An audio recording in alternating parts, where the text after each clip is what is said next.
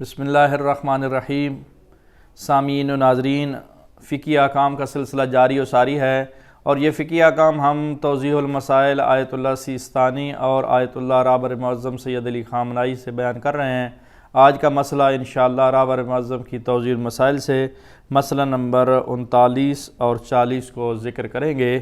تو مسئلہ نمبر 39، احتیاط واجب۔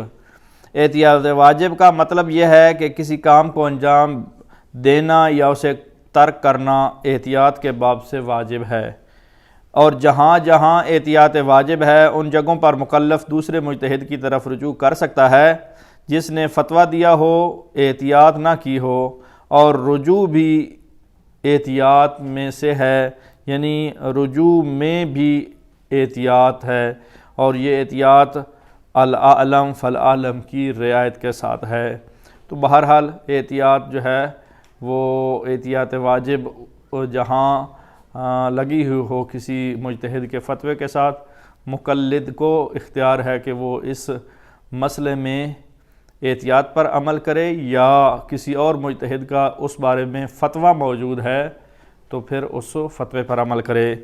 اور مسئلہ نمبر 40 ہے کہ کچھ عبارتیں ٹرمنالوجی ہیں ان کی وضاحت کی گئی ہے کہ درج ذیل عبارتیں جو فقہی کتابوں میں آئی ہیں سب کی سب احتیاط پر دلالت کرتی ہیں۔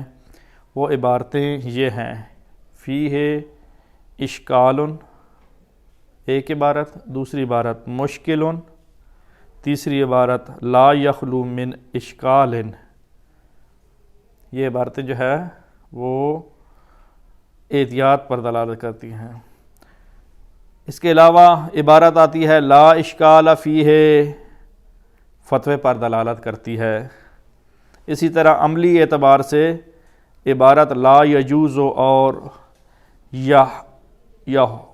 یحرم میں کوئی فرق نہیں ہے، یعنی لا یجوز اور یحرم میں لا فرق، کوئی فرق نہیں ہے۔ تو آج کے مسائل میں اتنا ہی، انشاءاللہ باقی کل اللہ نگہبان۔